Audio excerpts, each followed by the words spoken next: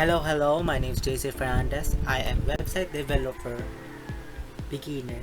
So, sa mga gusto gumawa ng mga website katulad ng POS system, payroll system, at saka etc. Nasa imagination lang natin kung paano gawa ng website. So, paano ba gumawa ng isang website? So, nakikita nyo sa screen o pinapakita ko sa screen, ito yung portfolio na ginawa ko from basic HTML to JavaScript.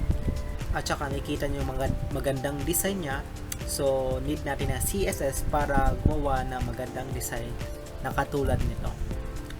Welcome, about me, mga projects ko, mga ginawa kong projects, fish recognition system, smart boarding house monitoring system, at saka school and attendance system.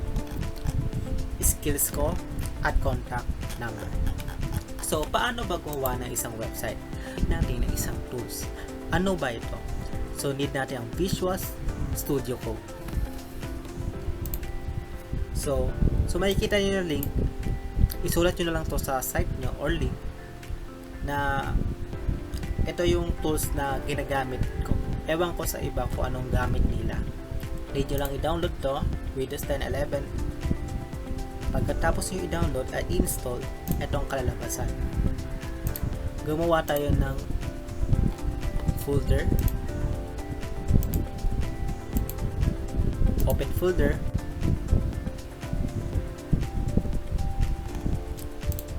Document. Kahit saan nyo ilagay yung mga folder nyo. New folder. Select folder. Pagka-select nyo ng folder o paggawa nyo ng folder, may delete lang muna natin para maintindihan. May lalabas na ganito. Pumunta tayo sa new file para gumawa ng index.html.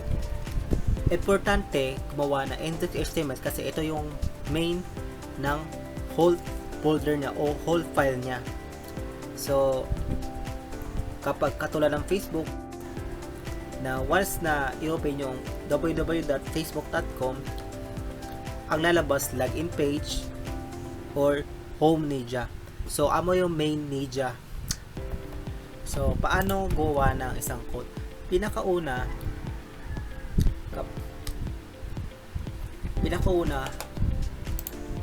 ang isusulat natin ay type HTML. Type HTML. Ano ba ibig sabihin ng type HTML? Ito yung document type HTML para mabasa ng computer o ma-define para ma-define ang document kung HTML5 ba ang isusulat. Katulad ng drawing ka. So, ano pangalan ng gumawa nito? For example, lagyan mo na name, JC Fernandez. Amo yung doc type niya. Gets na? Next is HTML.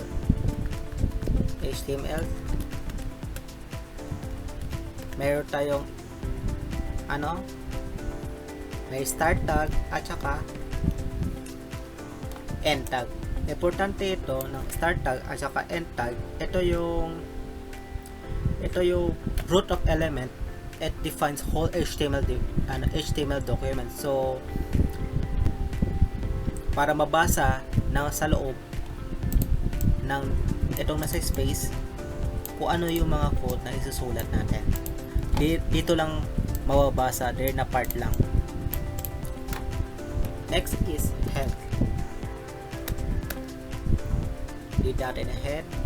Siyempre may head, body, at saka foot. Title. Ano title ng page natin? Ang name is header and paragraph. Say title, paragraph. Katulad din title and meron tayong closing tag. Start tag at saka closing tag. Next is, so ipapakita ko saan makikita ang title at saka title na ganito. tayo run. F5 natin.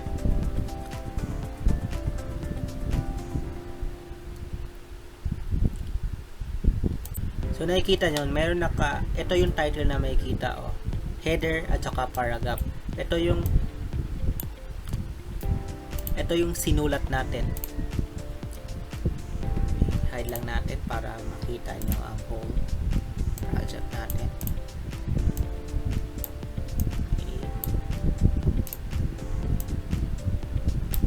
Okay. Next is but there are two element na isusulat natin, which is header 1 or page 1.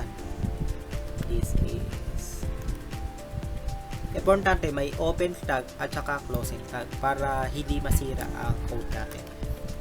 Oops. So this is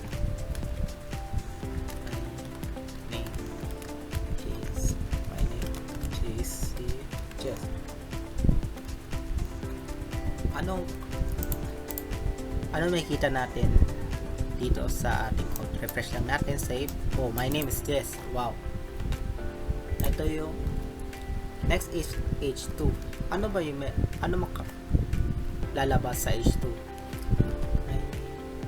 My age 25. Oh, palit ng paliit. Age 3.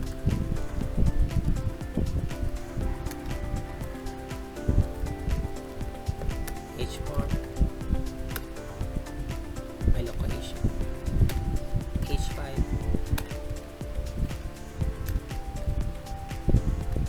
my hobbies, traveling, and H6. Anong lalabas dito? Siyempre, pag-refresh natin.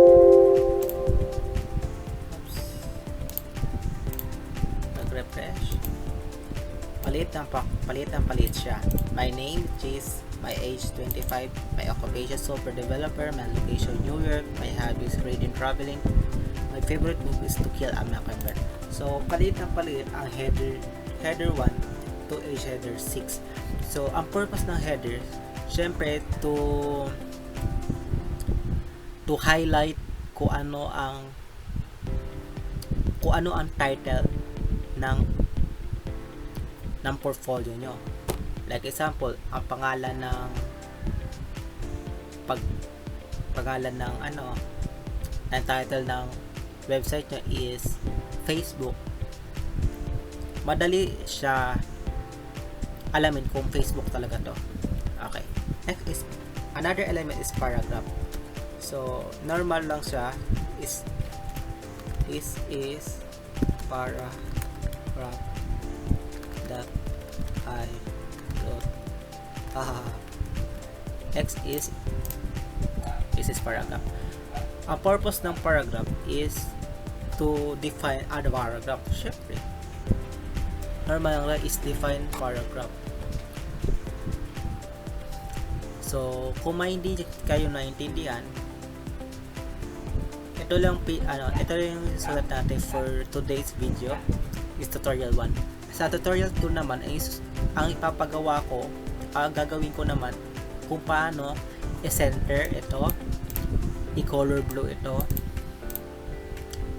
at lahat gagawin ko. So for next video, see you tomorrow.